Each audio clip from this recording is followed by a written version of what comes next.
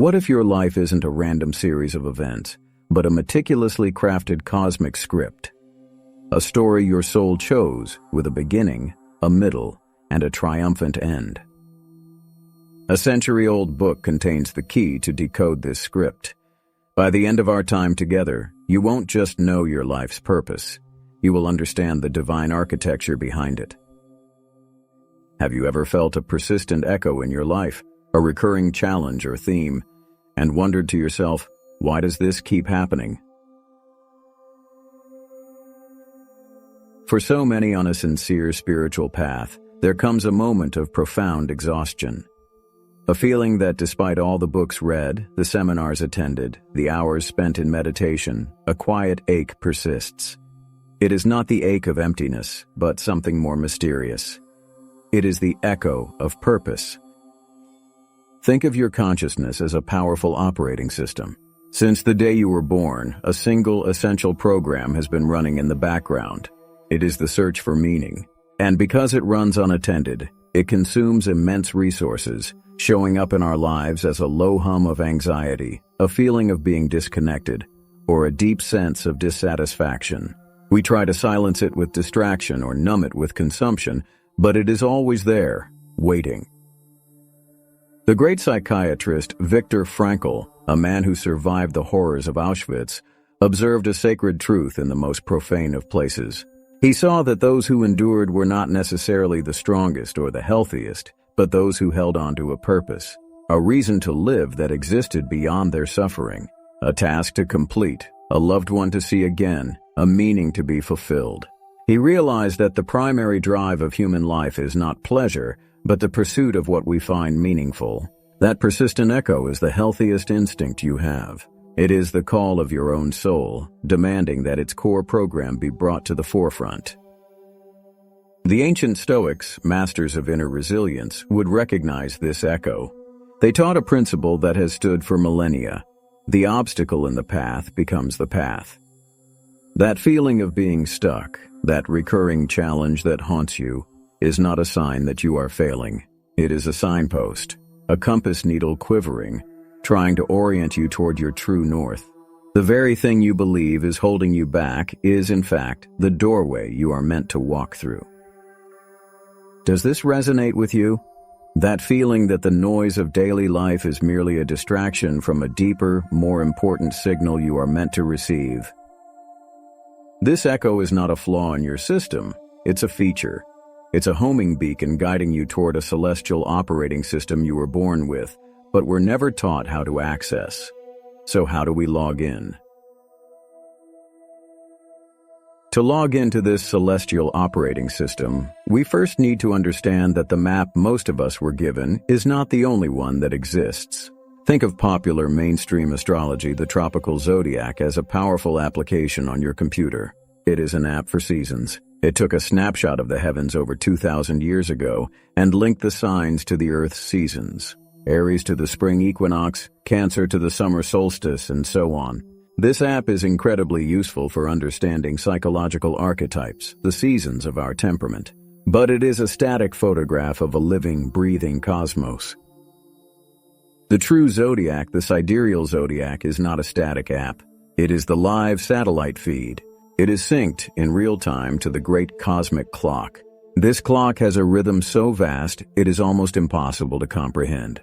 Our Earth, as it spins, also performs a slow, majestic wobble on its axis, like a spinning top just before it rests. This wobble is called the Precession of the equinoxes, and one full cycle takes nearly 26,000 years. This is not a mystical theory, it is a measurable astronomical fact. And because of this slow wobble, the constellations in the sky are no longer in the same position relative to the seasons as they were when that first snapshot was taken. The ancient Babylonians, the original stargazers, knew this. Their choice to use 12 signs was a matter of celestial practicality. It aligned neatly with their 12-month calendar. A 13th constellation, Ophiuchus, the serpent bearer, which the sun clearly passes through each year, was left on the cutting room floor, so to speak, for the sake of a tidy system. There is no need for a grand conspiracy. The truth is simply that we have been using a simplified, seasonal map for a galactic purpose. And here lies a moment of profound clarity. The goal is not to declare one system wrong and the other right. The goal is to use the right map for the right journey. For understanding the seasons of your personality, the popular map is a beautiful guide. But for understanding the evolution of your soul across lifetimes, we must look to the stars themselves. When we upgrade to this live galactic feed, the view changes entirely. If we've been using a seasonal app for a galactic purpose, it's no wonder we feel out of sync. Upgrading to the real cosmic clock reveals that the signs aren't boxes to define your personality. They are the 13 great phases of your soul's evolution, the curriculum you came here to master. Let us begin with the first phase, the crafting of the avatar. Before a soul can undertake its epic journey, it must first render a vehicle suitable for this dense, beautiful, and challenging world. The first 3 stages of the great cosmic clock are not about defining your personality. They are the sacred process of incarnation itself. They are the fundamental lessons in crafting the human avatar. The journey begins with Aries, the first fire. It is the primordial lesson of initiation. It is the soul's courageous declaration, I am. Imagine the undifferentiated ocean of cosmic consciousness. Aries is the moment a single drop leaps from that ocean, asserting its own existence. According to the wisdom of the book God-Man, this is empowered by the body's brain fire, the mineral salt potassium phosphate, which fuels the electrical charge of thought itself. It is the power to draw a circle around a portion of the infinite and call it me. This is the first, most terrifying, and most necessary act of creation. But a spark without a vessel quickly burns out. So the soul moves to the next classroom, Taurus. This is the great lesson of matter. It is the wisdom of not just having a body but truly inhabiting it, of learning the rhythm of the earth, the gravity of being, and the profound value of the physical world. The avatar is stabilized by sodium sulfate, the body's great regulator of its own living water, grounding the fiery impulse of Aries in a vessel of substance and worth. This is where the soul learns to say not just I am, but I am here. It is the mastery of presence. Now a conscious and grounded avatar exists, but it is silent, disconnected. The third phase is Gemini, the lesson of the intellect and connection. This is the great networking. In the body, this corresponds to potassium chloride, the salt that builds the intricate fibrous threads of our nervous system. Imagine every nerve as a living wire branching out, connecting the brain to the body, the self to the world. This ancient wisdom finds a stunning echo in modern neuroscience. We call it neuroplasticity. Every thought you think, every word you speak, is not a fleeting event. It is a physical act of creation, strengthening some neural pathways and weakening others. The lesson of Gemini is the conscious mastery of this inner loom, weaving the fabric of your reality, thought by thought. And yet this magnificently crafted avatar, with its fiery will, its earthly stability, and its intricate inner network, stands at a critical threshold. An instrument, no matter how perfect, is silent until it is played. A vehicle is useless without a journey. So what is the spark that gives this avatar its true purpose? It must learn the universal language of the heart. An avatar, no matter how exquisitely crafted, is incomplete in isolation. To truly begin its journey, it must connect to the network of life. It must learn the universal language of the heart. This is the second great phase of the soul's curriculum, moving from the singular focus on I to the expansive relational wisdom of we. The soul first enters the watery classroom of Cancer. This is the lesson of belonging. It is the search for home, not as a place of bricks and mortar, but as a state of profound emotional safety. Here the soul learns to navigate the currents of feeling, to honor its roots, and to master the sacred art of nurturing. Modern psychology has a name for this core lesson. It is called attachment theory. The work of John Bowlby revealed that our earliest experiences of safety and connection form a deep internal blueprint that shapes every relationship we will ever have. The great work of Cancer is to revisit this foundational code, to heal its fractures, and to learn to provide for ourselves the unconditional safety we may or may not have received. It is learning to become our own sanctuary. The biological hardware for this lesson is magnificent. In our brains, we have what are called mirror neurons. These are the cells of empathy. When we see another person experience an emotion, these neurons fire in our own brain as if we are having that same feeling. We are hardwired for connection. Cancer is the intimate mastery of this system, learning to truly feel with those in our inner circle. Once the soul feels truly safe, it can begin to shine. It moves from the receptive waters of Cancer to the radiant fire of Leo. This is the lesson of authentic radiance. This is not the loud cry of the ego demanding attention. It is the effortless light of the heart expressing its unique creative gifts with pure joy. The sun does not shine to be seen, it shines because it is the sun. That is the lesson of Leo. It leverages the mirror neuron system in a different way.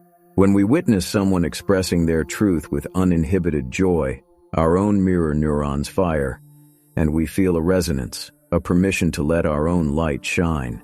It is the heart's generous act of inspiring the best in others by simply being its best self.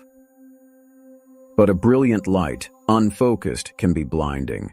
After the heart learns to feel safe and to express itself, it enters the classroom of Virgo. This is the lesson of sacred service and refinement. It is the soul learning to apply its heartfelt wisdom with precision and care. Virgo uses the empathetic hardware of the mirror neuron system like a diagnostic tool. It can sense what is out of alignment, what is in need of healing, not with cold criticism, but with a deep desire to help, to improve, to make things whole. It is the quiet, humble work of tending to the garden of the world, one small, perfect act at a time. It is love in action. With a strong self and an open, discerning heart, the avatar is now prepared. It is ready for the deeper levels of the cosmic game, for the trials that forge not just a personality, but a soul of true substance. It is now ready to make the underworld bargain. With a strong self and an open heart, the soul earns the right to face the deeper levels of the cosmic game. It is now ready for what might be called the underworld bargain. This is a sacred contract the soul makes with its own depths. It agrees to trade the comfort of the known for the power hidden in the unknown.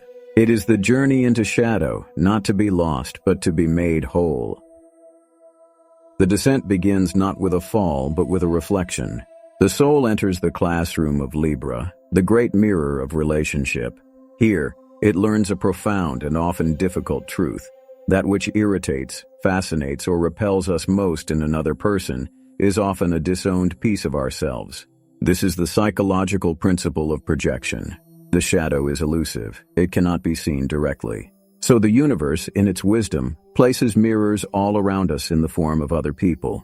Libra is the lesson of looking into those mirrors without flinching and having the courage to ask, what part of me am I seeing here? Once the shadow has been glimpsed in the mirror, the soul is ready for the crucible of Scorpio. This is the descent itself. It is the journey into the labyrinth of the psyche, the vault where we lock away our deepest fears, our most intense passions, our traumas, and paradoxically, our greatest sources of power. To navigate this realm, we look to the wisdom of the great psychoanalyst Carl Jung, who understood the soul's terrain like few others. He offered us the essential key, stating plainly, one does not become enlightened by imagining figures of light, but by making the darkness conscious. Scorpio is not about wallowing in darkness. It is the courageous act of turning on the light.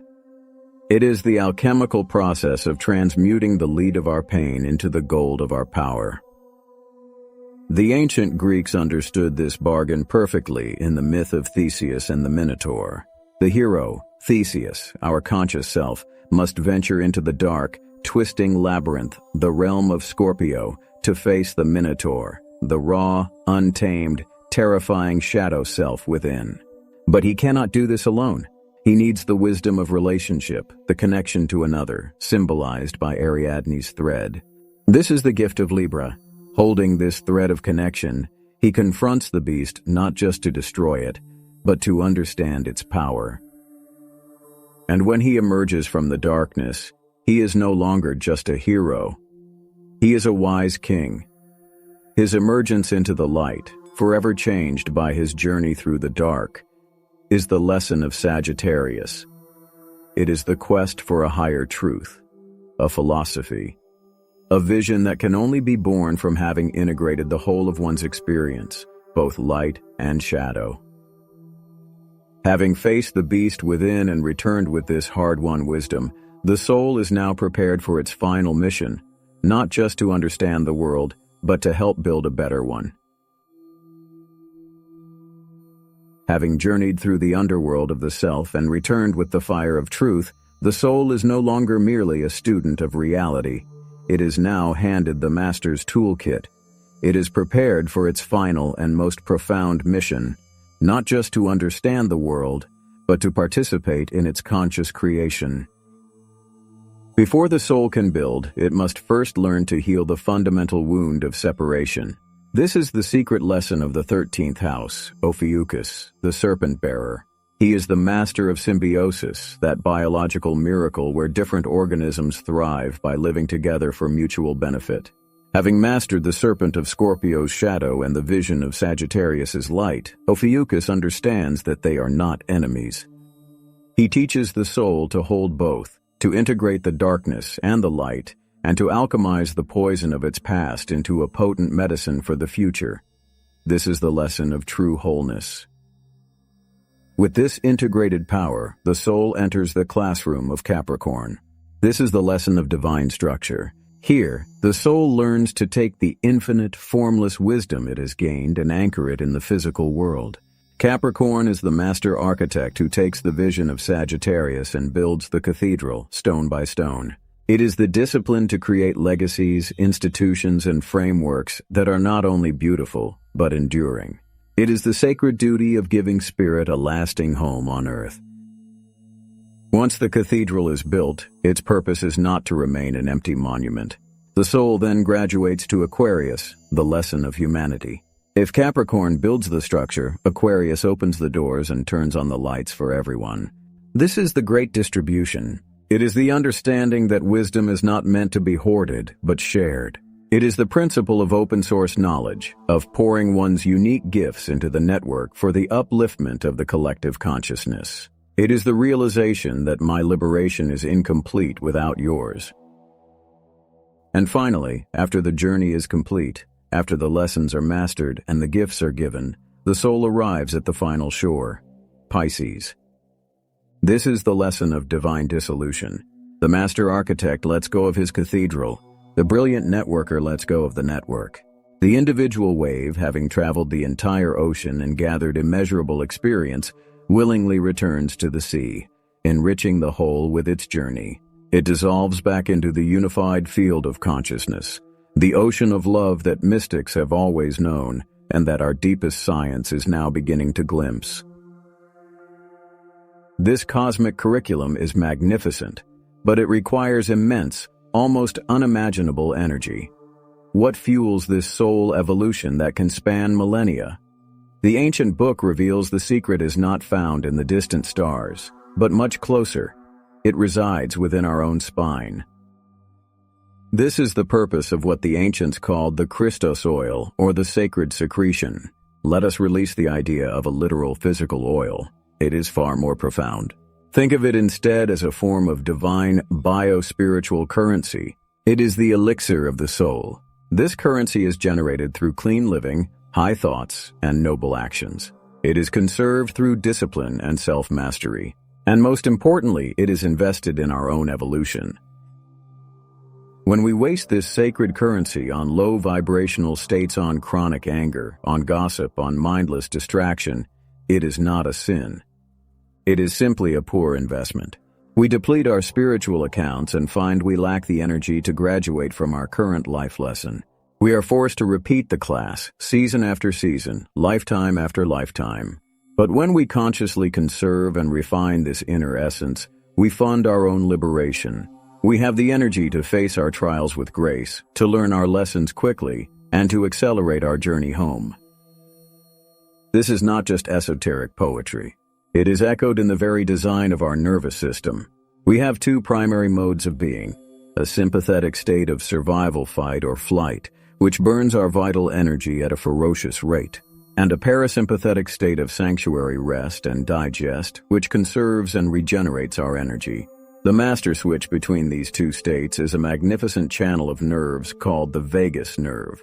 Ancient practices like deep, diaphragmatic breathing, chanting, and silent contemplation were never just about relaxation. They are a sophisticated spiritual technology designed to tone this sacred nerve, shifting our entire biological economy from one of debt to one of divine abundance. And this is not an isolated secret. Far across the world, the ancient Vedic rishis of India spoke of soma. While often misinterpreted as a mysterious plant, the truest soma was understood to be an internal ambrosia, a divine nectar generated within the body of a purified sage.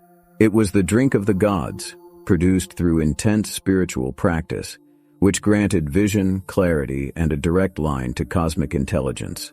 It is the same principle, described in a different tongue: the body as an alchemical engine, capable of producing its own fuel for enlightenment.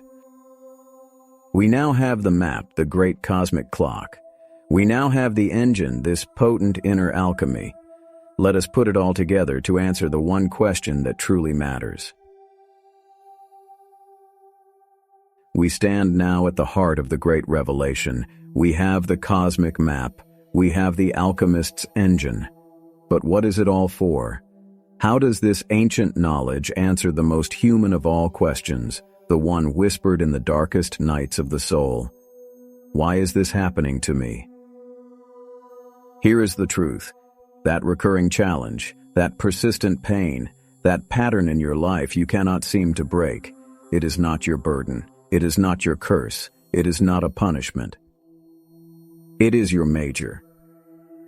Imagine that before you came into this life, your soul stood before the great cosmic university and chose its area of specialization. It did not choose the easy path. The bravest souls choose the most challenging curriculum, and your greatest struggle is the sign of your soul's courage. It reveals the very subject you came here to master with honors. That chronic financial struggle is not a sign of your failure. It is your soul enrolled in a PhD program in the Department of Taurus, mastering the physics of value, stability, and earthly abundance. That devastating betrayal is not just a wound. It is your graduate seminar in the Department of Libra, exploring the deepest mysteries of empathy, boundaries, and sacred relationship. That long battle with anxiety is not a disorder. It is your soul's intensive training in the Department of Gemini, learning to master the mind and command the nervous system. Do you see? The universe is not happening to you. It is happening for you. Your life is not a random, chaotic series of events. It is a perfectly designed curriculum. The pain is not a punishment. It is the friction required for your soul to sharpen its understanding into true wisdom. It is the resistance in the training that builds the muscle of your spirit. This realization changes everything.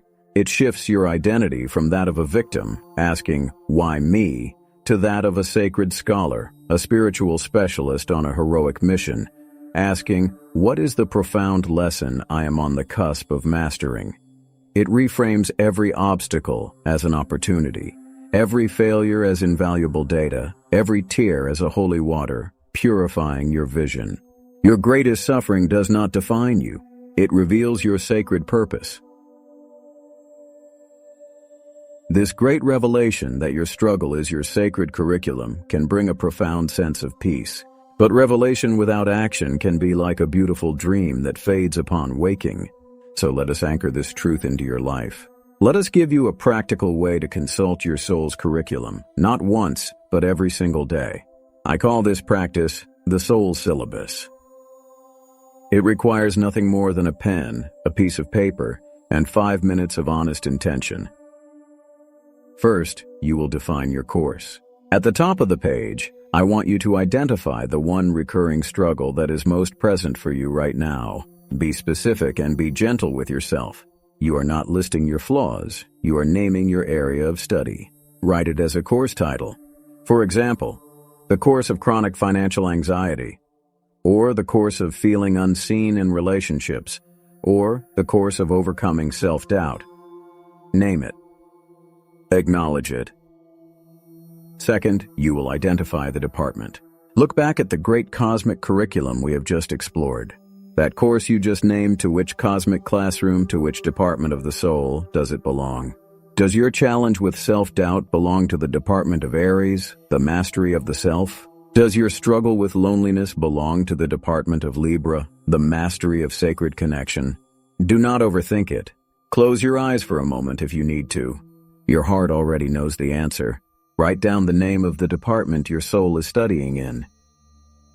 And third, and this is the key that unlocks everything, you will outline the skill to master.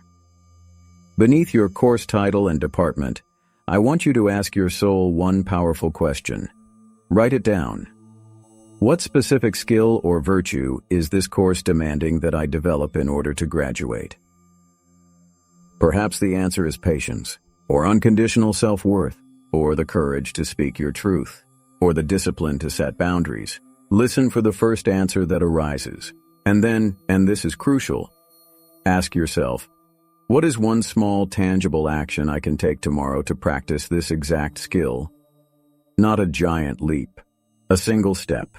If the skill is self-worth, the action might be looking in the mirror and saying one kind thing. If the skill is boundaries, the action might be saying no to one small request. This 5-minute practice is a sacred conversation. It is a way of checking in with your soul's syllabus. It transforms you from a passive passenger in your life to the active, honored student at the center of your own heroic journey. Do this, and you will find that the universe does not just respond, it rushes to support the student who is serious about their studies. Today, we journeyed together through the celestial halls of a great and ancient wisdom. We decoded the majestic clock of the cosmos. We rediscovered the alchemist's engine that runs silently within us. And most importantly, we looked upon our deepest struggles and gave them a new and sacred name, curriculum. The book God-Man contains a phrase that has echoed through the centuries. The Word became flesh. This is often understood as a singular, historical event.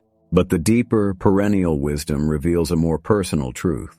It is not about one person, one time. It is about you. You are the divine word, the cosmic intelligence expressed in biological form. The entire purpose of your journey is not to become divine. It is simply to remember the awesome divinity you have always been. The map is now in your hands. The engine is running. The next chapter of your grand cosmic script begins with your very next breath. How will it read? Will it be a story of fear or a story of courage? A chapter of confusion or a chapter of clarity? The choice, as always, belongs to the author of the story. It belongs to you.